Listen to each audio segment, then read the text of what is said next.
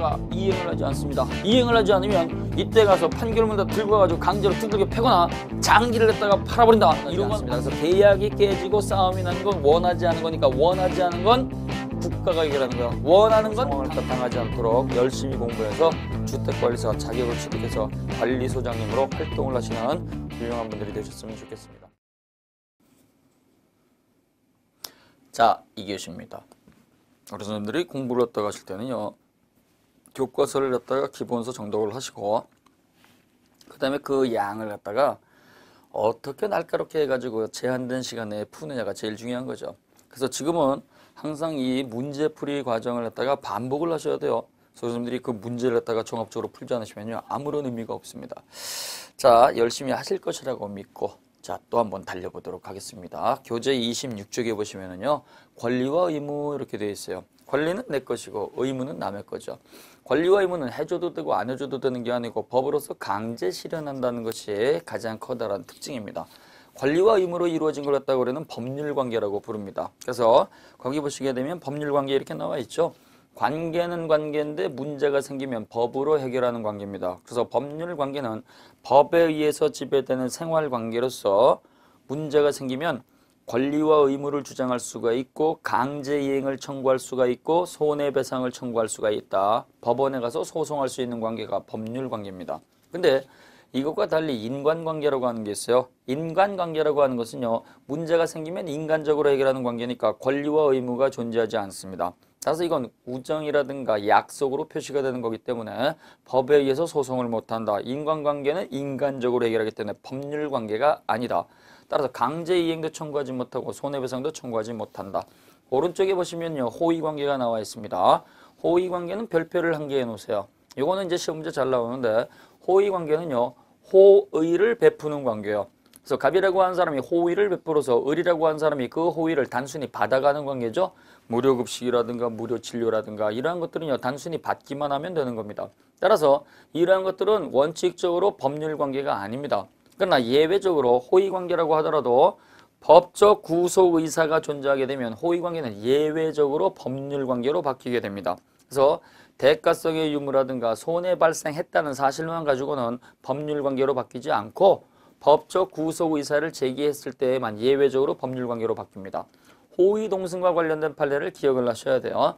호의동승에서 동승자가 운전자가 태워다 주면서 사고가 났을 때에는 당연히 손해배상을 청구할 수가 있습니다. 이러한 호의관계에서 손해배상을 청구하게 되면 호의를 베푼 사람한테 모든 걸 갖다가 전부 다 뒤집어 씌우면 너무 가혹하죠. 따라서 이때는요, 책임을 감경을 해줘요. 무상계약의 법리를 갖다가 적용할 수도 있고 신의성실의 원칙을 적용할 수도 있고 그 다음에요, 과실이 있으면 과실상계도 적용할 수가 있습니다. 그러나 출근 중에 동승한 사람은 탔다는 상실만 있는 것이지 잘못은 없으니까 단순 동승만 가지고 과실상계는 적용할 여지가 없고 음주 무면을 갖다가 알고 동승을 했을 때는 알고 탔다는 잘못이 있으니까 그러한 경우에는 과실상계를 적용할 수가 있겠죠. 자, 그래서 호의동승 관련 판례를 갖다가 기억하시고 호의관계는요, 무상행위는 언제나 호의관계다 그러면 안 돼요. 공짜라고 하더라도 법적 구속의사가 있는 증여라든가 사용대차라든가 무이자부소비대차는 이건 전부 다 법률관계입니다. 그 다음에요, 신사약정이라고 하는 게 있어요. 약속으로 정한 거죠. 신사적으로 해결하는 겁니다.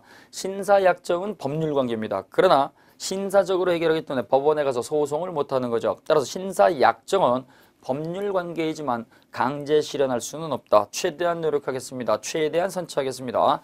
그 다음에 그 금융기관 담당 직원의 회수 책임과 같은 문구는 법적 의무는 존재하지 않는다. 꼭 기억을 하셔야 돼요. 해주면 좋고 안 해주면 할 수 없다라는 거죠. 자, 그 다음에 보시게 되면 자, 권리와 의무 이렇게 나와 있습니다. 권리라고 하는 것은요, 생활을 통해서 가져가는 이익을 말하는 것이고 생활을 통해서 가져가는 이익은 돈이 될 수도 있고 일정한 자격이 될 수도 있습니다.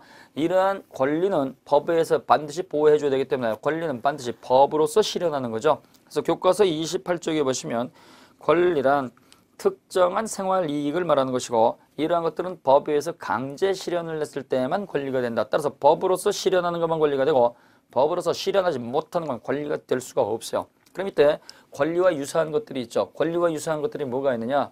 자, 권한이라고 하는 게 있고 권능이라고 하는 게 있고 권원이라고 하는 게 있고 반사적 이익이라고 하는 게 있어요. 자, 권리는 법이 강제로 실현하는 게 권리가 되는 거고요. 권한은 나를 위한 게 아니고 타인을 대신해 주는 거죠. 대신해 주는 걸 권한이라고 그래요. 살아있는 사람을 대신해서 의사표시하는 걸 대리권. 법인 단체를 갖다가 대신해서 의사표시할 수 있는 걸 대표권. 그 다음에요. 권능이라고 하는 게 있죠. 권능은 사용, 수익, 처분 세 가지를 말하는 거예요. 소유권이라고 하는 권리가 있으면 사용할 권능도 있고 수익할 권능도 있고 처분할 권능도 있죠. 그래서 사용, 수익, 처분 요 세 가지는 권리라고 부르지 않고 권리를 구성하고 있는 기능, 권능이라고 부릅니다. 따라서 사용, 수익, 처분은 권리가 아니고 권능. 권원이라고 하는 게 있어요. 권한은 권리를 정당화시켜주는 원인이죠. 너 지금 점유권 행사하고 있는데 그 점유권 무슨 원인으로 행사하는 거야? 내가 사서 내가 소유자로서 하는 겁니다. 그러면 매매가 되는 거예요. 공짜로 넘겨받았습니다. 그러면 증여가 권원이 되겠죠. 돈 주고 빌렸습니다. 그러면 임대차가 되는 거예요. 그 다음에 반사적 이익은요. 자기의 정당한 노력의 대가가 아니고 다른 사람이 저질러 놓은 결과물을 갖다가 어부지리로 가져가는 거죠. 그래서 횡단보도가 있고 버스 정류장이 있고 통행인들이 많아가지고 가판대를 따고 운영하는 분이 받는 경제적 이익, 이게 반사적 이익이죠. 따라서 이러한 것들은 권리가 아니니까 요 횡단보도라든가 버스 정류장을 갖다가 다른 쪽으로 옮기게 되면 권리 침해를 주장할 수가 없어요. 또 주변에 연탄 공장이 있어가지고 목욕탕 사장님이라든가 그 다음에 세탁소 사장님이 어부지리로서 돈 버는 경우, 이러한 것들도 석탄가루가 날리니까 바람이 많이 불게 되면 목욕탕에 사람이 많더라, 세탁소에 세탁물이 많이 들어오더라. 이건 어디까지나 그 주변에 있는 환경 때문에 저절로 오는 이득이기 때문에 권리라고 하지는 않습니다. 그래서 자신의 정당한 노력의 대가가 없이 사실상 가져가는 이익, 법률상 가져가는 이익을 우리는 반사적 이익 이렇게 불러요. 따라서 이것도 시험 문제를 잘 줄 수가 있는데요. 다음 중 권리의 개념 설명 중 틀린 걸 고르면 이런 문제가 나와요. 타인을 대신할 수 있는 자격을 권능이라고 한다. 이러면 틀리죠. 대신한다 그러면 권한이라는 말을 쓰고 사용수익 처분 나오면 권능이라는 말을 쓰고 정당화시켜주는 원인 그러면 권원이라는 말을 쓰는 거예요. 꼭 기억을 하셔야 돼요. 그 다음에요. 29쪽에 보시면 권리와 의무의 상호관계 이렇게 나와 있습니다. 권리가 있으면 의무가 있는 게 원칙이죠. 따라서 권리와 의무는 상호 대응이 원칙이에요. 매매 계약을 체결을 했다. 그러면 매도인은요, 매수인한테 돈 받을 권리가 있는 반면에 돈을 다 받으면 재산적 권리를 넘겨줄 의무가 있죠. 매수인은 돈 줄 의무가 있는 반면에 돈을 다 지급하게 되면 재산적 권리에다가 넘겨받을 권리가 있는 거예요. 그래서 권리와 의무는 상호 대응하는 게 원칙입니다. 그러나 그 다음 페이지, 자, 그 다음 페이지 들어가기 전에요. 29쪽 밑에 보시면 예외적으로 권리만 있는 것도 법률관계고 그 다음에 의무만 있는 것도 법률관계라는 걸 기억을 하셔야 돼요. 그래서 권리와 의무는 서로 동시에 존재하는 게 원칙인데 권리만 있는 경우 형사권 행사죠. 의무만 있는 경우 각종 등기, 공고, 감독 의무 이런 것들인데요. 권리만 있는 것도 법률관계고 의무만 있는 것도 법률관계다. 꼭 기억을 하셔야 됩니다. 그 다음에 보시게 되면 굉장히 중요한 게 나와 있습니다. 자, 30쪽에 보시면 제3장 권리의 종류 이렇게 나와 있죠. 이 권리의 종류를 갖다가 우리 선생님들이 정확하게 정리하셔야 돼요. 자, 제3장 권리의 종류입니다. 갑이라고 하는 사람이 생활을 통해서 가져갈 수 있는 권리는 어떠한 것들이 있느냐, 그 권리를 갖다가 구별을 하는데요. 이 권리는요, 내용상 구별이라고 하는 게 있고 그 다음에 작용상 구별이라고 하는 게 있어요. 자, 그래서 내용상 구별을 갖다가 살펴보도록 합니다. 자, 생활을 통해서 가져가는 요 권리를 갖다가 우리는 내용에 따라서 구별할 수가 있어요. 이 내용이라고 하는 건요, 돈이냐 돈이 아니냐로 구별한다 그랬죠. 내용상 구별은 네 가지가 있습니다. 제인가사라고 그랬습니다. 재산권, 인격권, 가족권, 사원권이죠. 자, 그래서 요 내용상 구별은요, 제인가사 꼭 기억을 하셔야 돼요. 자, 그래서 재산권이라고 하는 게 있습니다. 재산권은요, 경제적 이익을 대상으로 하는 거죠. 그래서 이 재산적 권리, 재산권이라고 하는 것은요, 경제적 이익을 대상으로 하는 것이다. 따라서 돈으로 가치를 갖다가 표시하기 때문에 이건 서로 양도할 수 있어야 되겠죠. 그래서 이 재산권은요, 양도성을 갖습니다. 양도성을 가지니까 일신 전속적 권리가 아니고 비전속적 권리가 되는 거예요. 비전속적 권리다. 비전속적 권리니까 갑에서 을로, 을에서 병으로 권리가 마음껏 돌아다닐 수 있는 거죠. 이러한 재산적 권리는요, 가장 대표적인 것이 물권이라고 하는 게 있고 그 다음에 특정인에게 일정한 행위를 요구할 수 있는 채권이라고 하는 게 있고 그 다음에 준물권이라고 하는 게 있습니다. 광업권, 어업권과 같이 지속적으로 물건을 취득할 수 있는 권리죠. 그 다음에 정신적 창작물로서 지식재산권이 있어요. 지식재산권, 지적재산권, 무체재산권 다 같은 말입니다. 그래서 사람이 물건을 갖다가 배타적으로 지배할 수 있는 물권, 계약을 통해서 특정인에게 일정한 행위를 요구할 수 있는 채권, 그 다음에 광업권, 오권 같이 지속적으로 물건을 취득할 수 있는 준물권, 그 다음에 정신적 창작물, 지식재산권, 이러한 것들이 가장 대표적인 경제적 이익을 대상으로 하는 것이고, 이걸 갖다가 우리는 재산권 이렇게 부르는 거예요. 재산권. 자, 근데요, 인격권, 가족권, 사원권이라고 하는 게 있어요. 인격권, 가족권, 사원권은요, 이건 돈으로 표시가 되는 게 아니죠. 돈으로 표시가 되는 게 아니고 일정한 자격을 갖고 있으면 평등하게 주는 거예요. 돈으로 차별하는 게 아닙니다. 자, 그래서 인격권이라고 하는 게 있습니다. 자, 인격권이라고 하는 것은요, 자기 자신을 대상으로 하는 권리입니다. 자기 자신. 그래서 자기 자신을 갖다가 대상으로 하고, 이건 내가 나에 대해서 가지는 권리죠. 사람은 물건이 아니니까 원칙적으로 권리의 대상이 되질 않습니다. 그러나 나라고 하는 존재는요, 내 자신인 나에 대한 대상이 되는 거죠. 따라서 자기 자신에 대해서 가지는 권리를 인격권이라고 하고, 이러한 것들은요, 성명권, 그 다음에 명예권, 그 다음에 신체권, 생명권, 얼굴 초상권, 이러한 것들이죠. 이러한 인격권은요, 절대적 지배권이 되는 겁니다. 절대적 지배권. 절대적 지배권으로서 성질을 갖고 있으니까 인격권의 침해가 있게 되면 그 즉시 불법행위가 되는 거예요. 그 즉시 불법행위가 성립하게 된다. 불법행위가 성립하니까 어떻게 돼요? 인격권 침해가 있어가지고 생명 침해가 돼서 돌아가셨다. 신체를 갖다 침해해가지고 장애인이 됐다. 얼굴 초상권을 갖다 침해해가지고 전국에 그 사람의 얼굴을 갖다가 알려버렸다. 그리고 어떻게 돼요? 그 즉시 불법행위가 되는 거니까 당연히 물어내라고 하는 손해배상을 청구할 수가 있겠죠.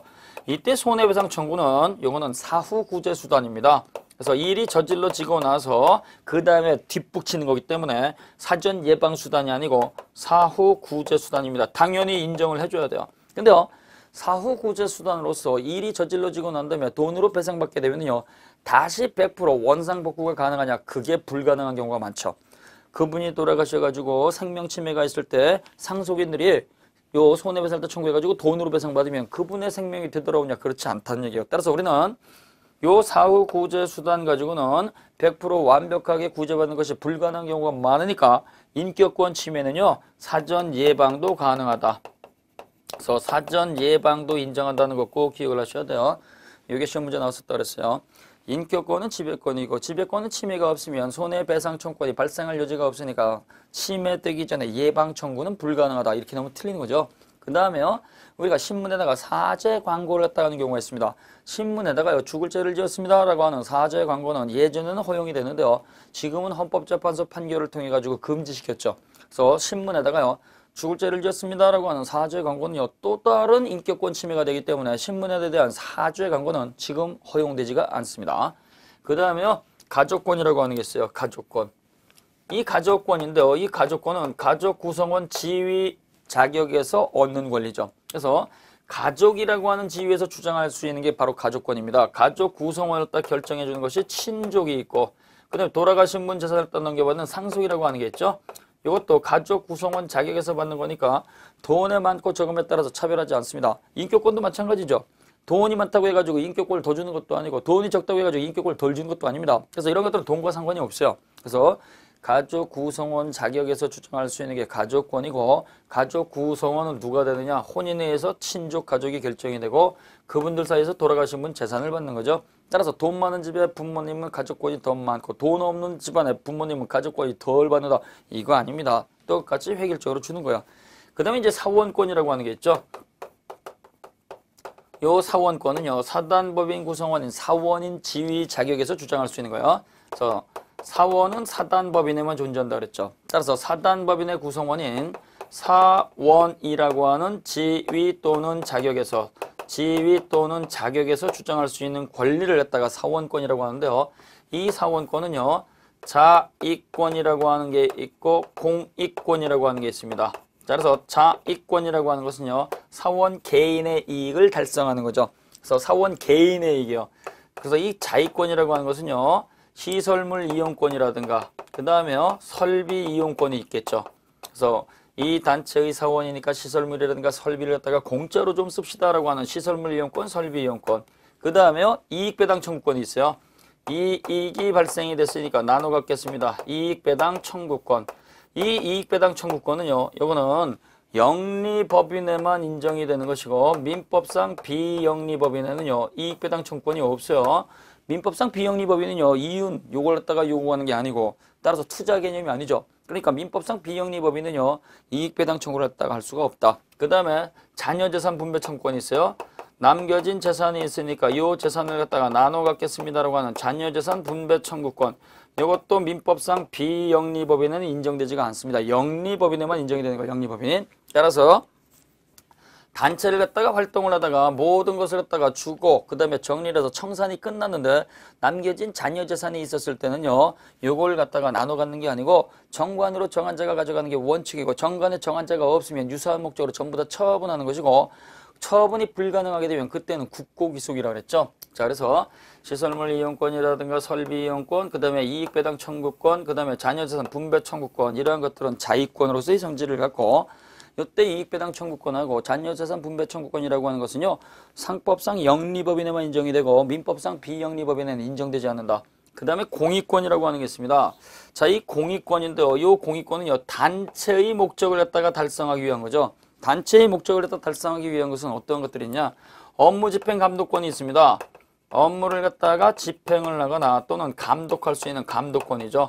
업무 집행은 대표기관이 될 수 있는 거예요. 따라서 이사가 될 수 있는 권리. 감독권 그러면 감사가 될 수 있는 권리가 되는 거죠. 그 다음에요. 사원청에 출석을 해서 찬성 반대할 수 있는 결의권이 있습니다. 이 결의권은 원칙이 평등이죠. 그러나 정관에다가 불평등을 했다가 규정을 하게 되면 그 불평등은 유효입니다. 이 결의권은요. 찬성 반대 의사표시하는 건데요. 그 사원이 출석하지 못하게 되면은 우리 민법은 서면통지 대리인 출석을 했다가 인정을 해주는데요. 이거 역시 결의권 행사 임의규정이죠. 그래서 민법은 서면통지 대리인 출석을 허용을 하지만 우리 사단법인에 있어서는 서면통지 대리인 출석 절대 불가. 그러면 이 정관 규정은 유효라고 그랬어요. 그 다음에요. 소수사원권이 있어요. 소수사원권은 적은 숫자의 사원들이 임시총회를 소집 요구할 수 있는 권리입니다. 갑 대표에서 너멋대로 결정하지 말고 그렇게 중요한 것은 우리가 전부 다 총회에서 결의하자. 의논 좀 하자. 임시총회 소집해줘. 이 권리를 소수사원권이라고 하는 거예요. 이 소수사원권을 갖다가 행사하기 위해서는 정족수가 필요한데요. 정관의 별도의 머릿수가 규정되어 있지 않으면 우리 민법은 몇 분의 몇? 5분의 1 이상의 사원들이 소수사원권을 행사를 하게 됩니다. 이때 소수사원권을 때 행사하게 되면 기존의 이사는요. 임시총회를 때 소집을 해야 됩니다. 근데 소집을 하지 않으면 2주 경과 후에 그 사원들이 법원에 가서 목적사항을 갖다가 제시를 하고 직접 소집할 수가 있다. 그거 기억하셔요? 자, 근데요. 이러한 결의권하고 소수사원권이라고 하는 것은요. 이거는 그 사원의 고유 권리죠. 고유 권리가 되는데요. 이걸 정관으로 처음부터 박탈하는 건 무효입니다. 그래서 결의권 없애버리자. 소수사원권 없애버리자. 이러한 정관 규정은 당연히 무효가 되는 거예요. 그러나 그 사원들이 결의권 행사하지 않겠습니다. 소수사원권 행사하지 않겠습니다. 이렇게 동의를 해주면 그때는 박탈도 가능합니다. 그래서 동의 없이 정관으로 박탈하는 건 무효죠. 자, 그래서 인격권이라든가 가족권이라든가 사원권이라든가 이러한 것들은요. 돈이 많다고 해가지고 더 주고 돈이 없다고 해서 덜 주고 이렇게 돈으로 해결하는 게 아니란 얘기예요. 그래서 제1가사는요. 생활 그 이익을 갖다가 기준으로 해가지고 구별하는 것이다. 내용상 구별이라는 거 꼭 기억을 하셔야 돼요. 자, 그래서 이렇게 내용상 구별로서 재산권, 인격권, 가족권, 사원권을 갖다가 살펴봤습니다. 임대인이 가지는 임대차 계약 해지권이라고 하는 게 있죠. 그래서 임대인이 임차인한테 채무불이행으로서 내 집에서 나가 해지할 거야. 이렇게 해지할 수 있는 권리는요. 재산적 권리이기 때문에 임대인이 하지 않고 다른 사람이 대신할 수 있기 때문에 임대차 계약 해지권은 요거는 행사상의 일신 전세권도 아니기 때문에 요거는 대리가 가능하다라고 하는 것이 뒤에 나오게 됩니다. 같이 기억해 놓으셔요. 왜? 재산권이니까. 자, 그 다음에 32쪽에 보시면은요. 작용에 의한 구별 이렇게 나와 있습니다. 자, 권리를 갖다가 작용에 의해서 구별하는 방법도 있죠.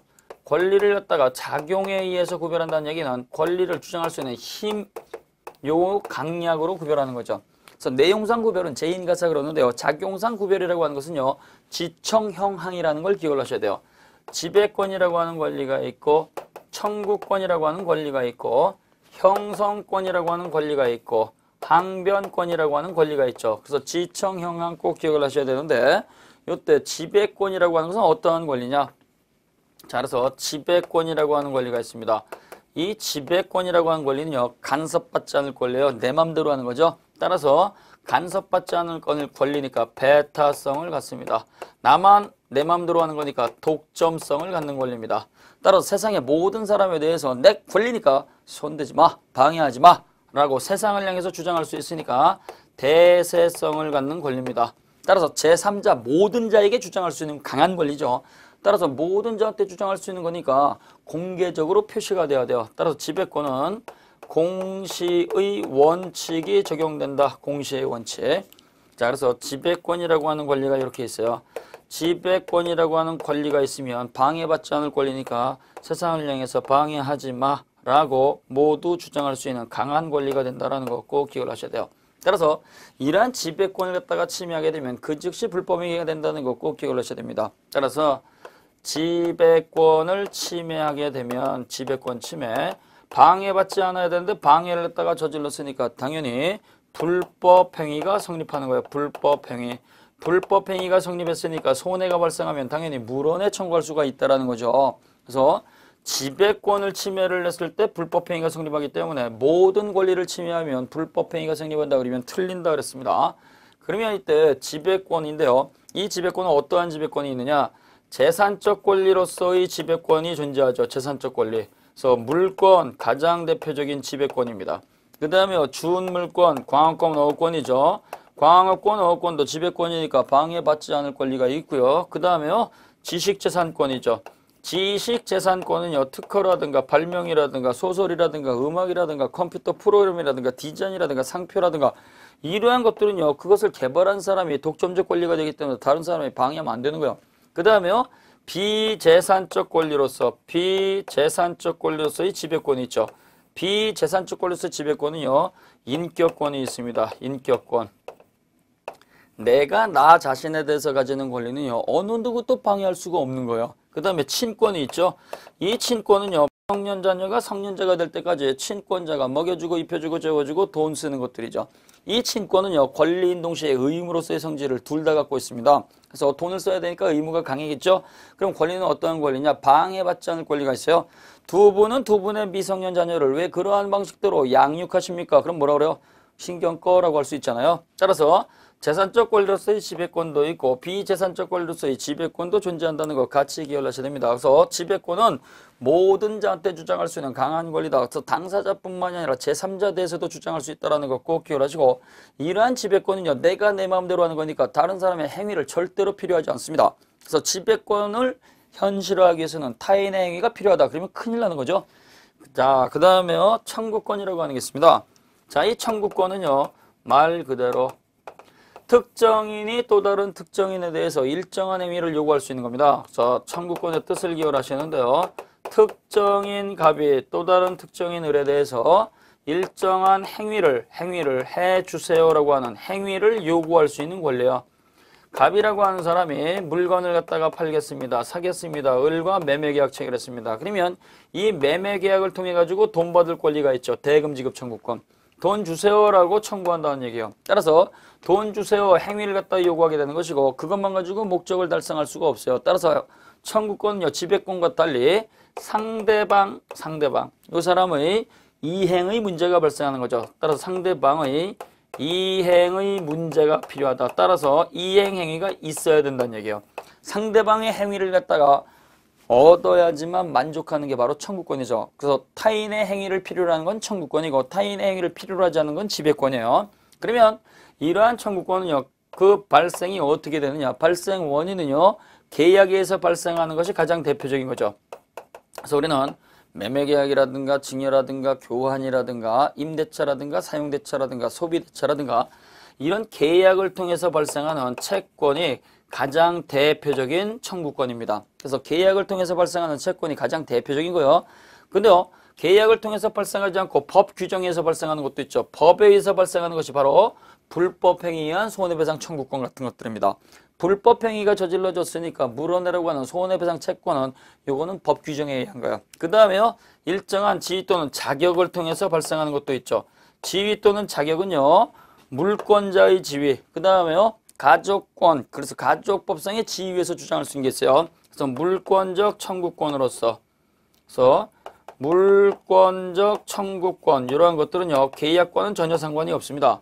내가 토지 갖고 있어요. 내가 토지를 갖고 있는데 무단으로 건축을 했다 그러면 어떻게 돼요? 내 토지에서 나가 이렇게 주장할 수 있죠. 따라서 내 토지 되돌려줘. 그래서 물권적 반환 청구권으로서 반환 청구권이라든가 방해 제거 청구권이라든가 예방 청구권 이러한 것들은요 그 방해하는 놈하고 내가 계약을 체결을 했으니까 주장하는 건 아니란 얘기예요. 내 거니까 주장한다는 거죠. 내가 가지고 있으니까. 따라서 점유권에 근거하거나 소유권에 근거해서 주장할 수 있는 거예요. 그래서 물권적 청구권.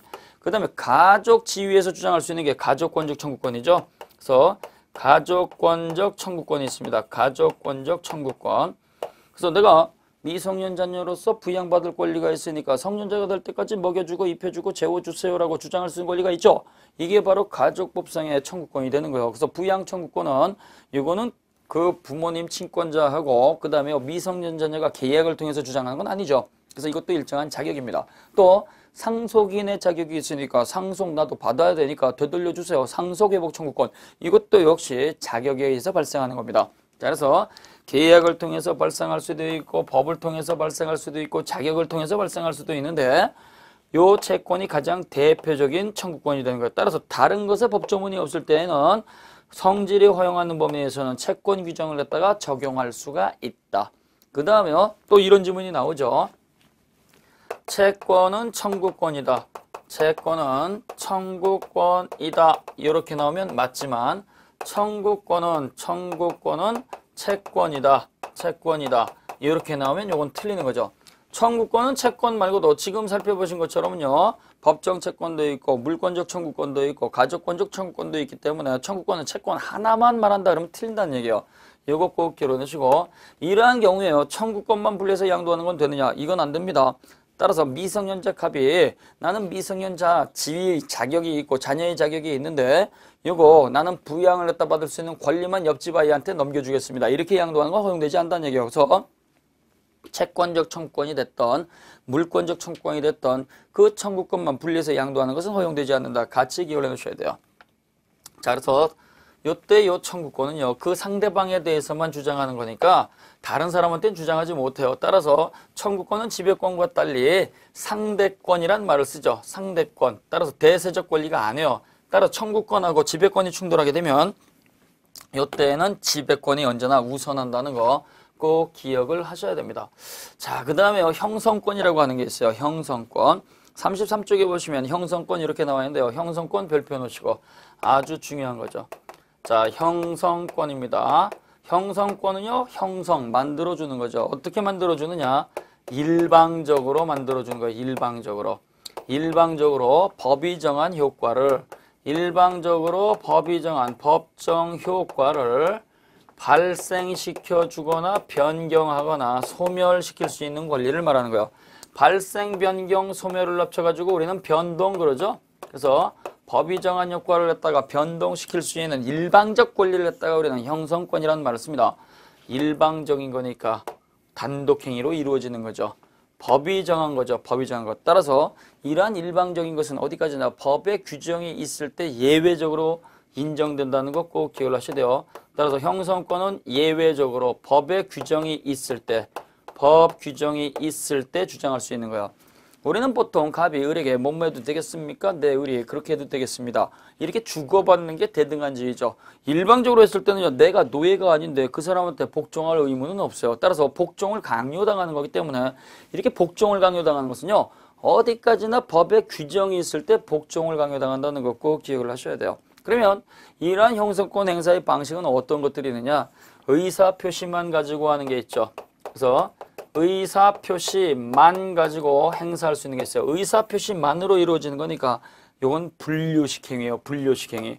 분류식 행위니까 소송을 통해서 할 수도 있고 소송 통하지 않고도 할 수 있다는 얘기예요. 그래서 의사표시만으로 이루어지는 형성권 행사는요. 이미 우리가 다 공부했죠? 형성권으로서 각종 해제, 그 다음에 각종 해지, 취소, 그 다음에 상계, 그 다음에 면제, 그 다음에 추인, 그 다음에 최고, 철회, 동의, 일방이해 관결권 이런 것들 많이 있어요. 많이. 그래서 어르신들이 이때 의사표시만 가지고 하는 것이 원칙이죠. 그래서 계약을 해지하겠습니다. 소급해서 소멸하게 되고 원상 회복의 문제가 발생을 하죠. 따라서 해제는 채무 불이행이 있을 때 소급시켜서 그 계약의 효력을 소멸시키는 일방적 의사표시를 말합니다. 해지는 계속적 계약 관계죠. 그래서 장래를 향해서 소멸하기 때문에 해지는 소급효가 없습니다. 그 다음에 취소는 채무 불이행이 아니고 재착사강이죠. 제한 능력이라든가 착오라든가 사기 또는 강박을 이뤄 소급해서 무효를 만드는 거예요. 그 다음에 상계는 채무자의 일방적 의사표시입니다. 따라서 상계는 채무자의 일방적 의사표시로서 이루어지기 때문에 채권자가 채무자한테 돈 갚어 이렇게 얘기하게 되면 채무자가 나도 받을 게 있으니까 빼고 줄게 이렇게 하는 게 상계예요. 그래서 채무자의 일방적 의사표시, 상계는 단독행위니까 조건과 기한을 붙일 수가 없다. 상계 의사표시가 있으면 철회하지 못한다. 그 다음에 면제죠. 요 면제는 채권의 포기입니다. 그래서 이 면제는 채권의 포기니까 채권자가 일방적으로 야 그거 나한테 갖고 오지 마 라고 하는 거예요. 자, 그래서 이 채권의 포기는 요거는 같은 포기라고 하더라도 상대방 있는 단독행위라는 걸 기억하셔야 돼요. 소유권의 포기, 점유권의 포기, 상속의 포기 이러한 것들은 상대방 없는 단독행위지만 지금 보신 것처럼 채권의 포기, 면제는 상대방 있는 단독행위. 추인 이러한 것들은요 유효를 확정짓는 의사표시죠. 그거 무효지만 내가 유효로 인정해 주겠습니다. 그거 취소할 수 있지만 내가 유효로 만들어 놓겠습니다. 그래서 유효를 확정짓는 일방적 의사표시를 추인 그래요. 최고는 독촉하는 거죠. 최고는 준법률행위지만 형성권으로서의 성질을 갖습니다. 철회는요 이거는 무효로 만든다는 점에서는 취소와 똑같은데요. 취소는 소급해서 무효가 되지만 철회는 지금부터 장래를 향해서 무효가 되니까 철회는 비소급이라는 걸 기억을 하셔야 돼요. 동의, 사전 승낙이죠. 네가 해도 좋아라고 미리 허락을 해주는 거예요. 그래서 이러한 것들은요 전부 다 불요식행위입니다. 소송을 통해서 할 필요는 없어요. 근데요 의사표시만 가지고 되는 게 아니고 반드시 무조건 소송을 해야 되는 게 있어요. 소송. 무조건 소송을 통해서 하는 것은 채권자 취소권이라고 하는 게 있죠. 그래서 채권자 취소권은 채무자의 사해 행위가 통정의 표시의 요건을 갖췄을 때 채무자의 가장매매를 직접 취소할 수 있는 권리를 채권자 취소권 그러죠. 채권자 취소권은 무조건 소송해야 돼요. 그 다음에요. 가족이 바뀌는 경우가 있어요. 가족 변동. 그래서 가족이 바뀌는 가족 변동이 있을 때는 무조건 소송을 해야 됩니다. 친생부인권, 혼인 취소권, 입양 취소권, 재판상 이용권 이런 것들은요 자녀가 바뀌거나 배우자가 바뀌는 거죠. 이런 것들은 의사표시만 가지고 가족을 갖다가 넣었다 뺐다 하면 안 된다는 거예요. 따라서 이랬을 때는 이 가족을 갖다 바뀌는 건 전부 다 소송을 해야 된다. 같이 이해하시면 됩니다. 그 다음에요 그 명칭 자체는 자 명칭은 글자죠. 요 명칭 글자 자체는요 무슨 청구권에서 청구권이라는 글자가 붙어 있는데 요거는 실제 성질 그래서 실질이 청구권이 아니고 형성권으로서의 성질을 갖는 경우가 있어요. 형성권. 따라서 청구권이라는 글자는 붙어 있지만 상대방의 행위를 기다릴 필요가 없이 바로 효력이 발생하는 게 있어요. 바로 효력이 발생하는 거. 이러한 형성권은요. 시험 문제 잘 나오니까 기억을 하시는데 이건 원칙이 있다 그랬죠. 5가지만 기억하시면 돼요. 쪼개주세요. 분할 청구권. 내 거 되돌려주세요. 나가세요라는 소멸 청구권. 사세요라고 하는 거. 또 내가 사겠습니다라고 하는 매수 청구권. 올려주세요. 증액 청구권. 깎아주세요. 감액 청구권이죠.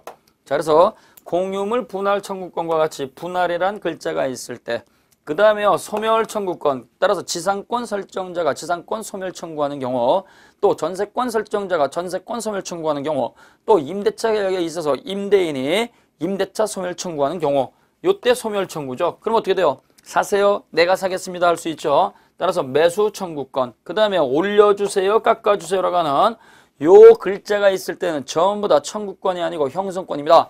따라서 분할 청구권, 소멸 청구권, 매수 청구권, 증액 청구권, 감액 청구권 이건 전부 다 청구권이 아니고 형성권인데요. 이거 말고는 전부 다 청구권이라는 걸 기억을 하셔야 돼요. 따라서 연장해 주세요라고 하는 갱신 청구권은 갱신 청구니까 여기 안 들어가 있죠. 그러니까 이거는 형성권이 아니고 청구권으로서의 성질을 갖는 거예요.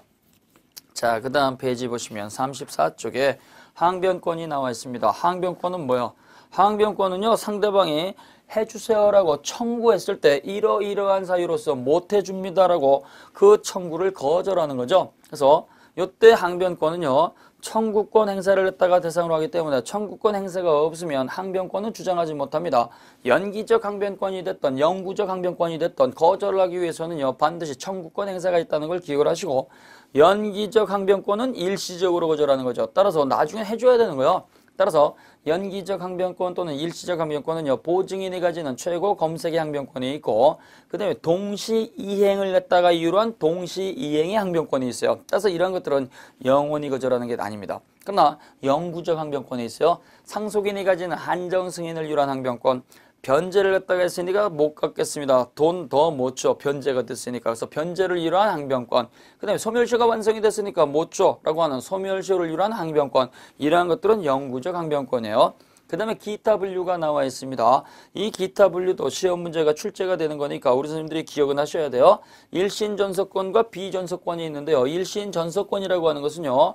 요거는 그 권리가 돌아다니지 않고 그 일신 개인에게만 귀속되는 거죠. 따라서 일신 전서권은 가족법상의 권리를 말하는 것이고 비전서권은 권리가 값에서 을로 병으로 막 돌아다니는 거니까 요 비전서권은 재산적 권리를 말하는 거예요. 그래서 일신 전서권은 가족법상의 권리다. 비전서권은 재산상 권리다. 그러면 이때 일신 전서권은 어떤 게 있느냐? 행사상의 일신 전서권이 있고 귀속상의 일신 전서권이 있습니다. 행사상의 일신 전서권은요. 그 권리자가 직접 행사하는 거니까 다른 사람이 대리하거나 대신하지 못하는 것들이죠. 혼인과 같은 거, 유언과 같은 거, 약혼과 같은 거 이런 것들은요. 행사상의 일신전서권이 되는 거예요. 그 다음에요. 귀속상의 일신전서권은요. 발생된 권리를 갖다가 다른 사람한테 양도 또는 상속을 못하는 거예요. 그래서 다른 사람한테 넘겨주지 못하는 게 바로 귀속상의 일신전서권이에요. 그러면 귀속상의 일신전서권은요. 양도와 상속 둘 다 안 되는 것이 있고 그 다음에요. 양도는 못하지만 상속받는 게 가능한 게 있습니다. 자, 그래서 양도와 상속 둘 다 안 되는 것은요. 가족법상의 권리를 말하는 것이고 양도는 못하지만 상속을 받는 것은요. 양도금지 특약이 붙어있는 채권인 경우죠. 매도인과 매수인이 매매계약을 따 체결을 하면서 채권 양도 금지 특약을 맺었습니다. 그러면 양도 못하는 거예요. 근데요. 이때 매도인이 사망을 하게 되면 어떻게 돼요? 계약을 진행하는 과정에서 중간에 사망하게 되면 양도는 못한다고 하더라도 상속인이 상속받을 수는 있겠죠. 그래서 행사상의 일신전서권하고 귀속상의 일신전서권 구별을 하시고요. 귀속상의 일신전서권은 양도와 상속 둘 다 안 되는 것도 있고 양도는 못하지만 상속이 가능한 것이 있다. 구별을 하셔야 됩니다. 그 다음에요. 그래서 거기 좀 전에 말씀드린 게 있잖아요. 재산적 권리에서 임대인이 임차인을 갖다가 상대로 채무 불이행으로 임대차 계약을 갖다가 해지하는 경우에 그 임대차 계약 해지권은 재산상 권리가 되기 때문에 행사상의 일신전서권이 아니다. 따라서 임대인이 직접 해지할 필요는 없고 대리인 보내서 해지하는 것도 가능하다. 자, 그 다음에 오른쪽에 보시면 35쪽에 주된 권리하고 종된 권리가 있어요. 주된 권리는 원인이고 종된 권리는 결과죠. 따라서 종된 권리는 주된 권리가 발생하지 않으면 나올 수가 없어요. 그래서 갑과 을 사이에서 돈 빌려 쓰는 금전 소비 대차 계약이 있을 때 이자 계약, 담보 설정 계약, 보증 계약, 종된 권리가 발생을 합니다. 따라서 주인된 권리가 존재하지 않으면 종된 권리가 전혀 존재하지 않기 때문에 주인된 권리가 없이 담보 설정이 있으면 그 담보 설정 계약은 당연히 무효가 되는 거죠. 그래서 우리가 주인된 권리가 성립해야지만 종된 권리가 뒤따라 나온다라고 해서 이걸 따라 우리는 부종성이라는 말을 씁니다. 그럼 이때 주인된 권리가 옮겨가게 되면 별도의 특약이 없으면 종된 권리가 우르르 따라가죠. 이걸 수반성이라는 말을 쓴다 그랬어요. 그 다음에 혼인관계가 주된 원인이 되고요. 혼인이 된 그때는 법적으로 부부란 말을 쓸 수 있겠죠. 따라서 혼인신고가 있어야지만 부부재산계약을 맺을 수가 있습니다. 그래서 이때 혼인신고를 했다가 우리는 주된 관계, 그 다음에 부부재산계약을 했다가 우리는 종된 관계 이렇게 부르는 거예요. 자, 그 다음에 보시게 되면 절대권하고 상대권이라고 하는 게 있습니다. 이 절대권이라고 하는 건요. 제3자한테 주장할 수 있는 강한 권리죠. 그래서 이걸 갖다 우리는 지배권 그래요. 저 대세적 권리를 갖고 있는 물권과 같은 거, 그 다음에 준물권과 같은 거, 그 다음에 지식재산권과 같은 거, 요걸 갖다 우리는 절대권이라고 부르고요. 청구권은 상대권이라고 부르죠. 따라서 절대권하고 상대권의 구별은요. 모든 자한테 주장할 수 있느냐, 모든 자한테 주장하지 못하고 그놈한테만 주장하냐, 요 구별이죠. 따라서 절대권하고 상대권이 충돌하게 되면 언제나 절대권 우선이 되는 겁니다. 그 다음에요. 기대권이라고 하는 게 있어요. 기대권 또는 희망권이죠. 지금 당장 효력은 발생하지 않지만 장차 효력을 발생할 희망을 주는 거예요. 조건이 붙어있는 조건부 권리, 기한이 붙어있는 기한부 권리, 그 다음에 추정상속인의 지위, 이러한 것들은요. 지금 당장 효력이 발생한 게 아니고 장차 효력을 발생할 수 있는 희망을 주는 거죠. 그래서 주택관리사 시험에 합격하면 자동차를 선물해드리겠습니다라고 자동차 증여계약을 맺으면 내가 합격하면 자동차 받을 희망이 있구나라고 하는 희망을 주는 권리가 되는 거예요. 그래서 이러한 기대권 또는 희망권이라고 하는 것은요. 지금 당장 효력이 발생하지 않아서 미정인 상태라고 하더라도 일반 권리와 마찬가지로 양도, 상속, 담보, 처분, 가등기 다 할 수 있다는 걸 꼭 기억을 하셔야 됩니다. 도표 가지고 정리하시고요. 자, 그 다음에 보시게 되면 제4장 권리의 경합과 충돌 이렇게 나와 있습니다. 이 권리의 경합과 충돌도 굉장히 중요한 부분이죠. 그래서 권리 경합이라고 하는 것은 어떠한 것이냐. 그 다음에요. 권리 충돌이라고 하는 거. 그 다음에 법규 경합이라고 하는 건 어떠한 것이냐. 개념 정확하게 잡아 놓으셔야 됩니다. 자, 권리 경합이 있습니다. 권리 경합이죠. 권리 경합 그러면 권리가 경쟁한다 그랬어요. 권리가 경쟁하는 것은요. 처음부터 권리가 하나만 있는 것이 아니고 처음부터 권리가 2개 이상 존재하는 겁니다. 따라서 권리 경합이 있으면 처음부터 권리 그 자체가 2개 이상 발생한 거예요. 권리자에게 권리가 2개 이상 발생했으니까 국가가 강요할 이유가 없죠. 따라서 권리자는 자유롭게 선택할 수 있습니다. 따라서 선택적으로 청구할 수 있다. 하나를 선택할 수도 있고 2개를 동시에 선택하는 것도 가능합니다. 하나의 권리를 했다가 주장했다고 해서 다른 권리가 소멸하지 않습니다. 하나의 권리를 행사해서 목적을 달성을 했을 때 다른 권리가 소멸하는 게 되는 것이고, 따라서 이러한 경우에는요, 소멸시효도 각각 개별적으로 진행하는 것이지 하나의 권리를 했다 행사했다고 해서 다른 권리가 그 즉시 소멸시효가 중단되는 것도 아닙니다. 그래서 선택적 청구가 가능하다. 2개 이상의 권리가 있다. 따로따로 청구할 수도 있고 동시에 한꺼번에 청구할 수도 있고 소멸시효는 따로따로 진행한다. 예를 들면 갑이라고 하는 사람이 이렇게 건물 가지고 있습니다. 이 건물 갖고 있어서 을에게 임대차 계약을 맺고 빌려줬습니다. 내가 2년 동안 빌려드릴게요. 2년 동안 빌려주고 매달 임대료 했다가 100만 원 받기로 했습니다. 100만 원 받기로 했는데요. 이때 갑이라고 하는 분이 임대차 계약 기간이 끝나면 더 이상 빌려드리지 않겠습니다. 제가 써야 되니까 아쉽지만 비워주세요라고 이때 해지 통보를 했습니다. 그래서 더 이상 연장 안 시켜준다는 거예요. 그러면 이때 기간이 만료가 되면 요 물건에 대해서 원상 회복을 했다 해서 되돌려 줘야 되는데요. 임차인이 그 물건을 갖다가 원상 회복을 하지 않고 나가지 않고 있습니다. 나가지 않고 그 물건을 갖다가 명도하지 않으면 이때 임대인은 어떠한 권리를 갖다 주장할 수 있느냐? 이때 임대인은요. 계약 기간이 끝났으니까 되돌려 주세요라고 하는 임대차 종료의 기한. 그래서 임대차 종료의 기한 채권적 반환 청구할 수 있습니다. 계약 기간이 끝났으니까 되돌려 줘라고 하는 거죠. 채권적 반환 청구권을 갖다가 행사할 수가 있고, 그 다음에 두 번째, 계약과 상관이 없이 저 물건 저건 누구 거요? 임대인 거잖아요. 내 거니까 되돌려줘 이렇게 할 수가 있어요. 따라서 계약과 상관이 없이 소유권의 기한 물권적 반환 청구권을 행사할 수 있습니다. 반환 청구. 이러한 권리가 있다는 얘기예요. 그러면 이러한 권리를 갖다가 한꺼번에 행사할 수도 있고 따로따로 행사하는 것도 상관이 없어요. 왜? 임대인의 권리니까. 따라서 권리자 마음이니까요.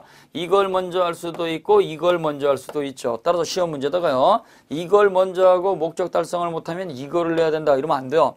따라서 이러한 것들은 권리자 자유이기 때문에요. 이걸 하든 이걸 하든 국가가 간섭할 이유는 하나도 없습니다. 이걸 따로따로 하는 것도 가능하지만 요건을 갖다가 달리서 하나는 채권이고 하나는 물권이니까 동시에 청구하는 것도 상관이 없습니다. 그러면 이때 임대차 종료에 기초한 채권적 반환 청구를 하게 되면 이때는 소유권에 기초한 물권적 반환 청구권이 그 즉시 소멸하느냐? 그렇지 않습니다.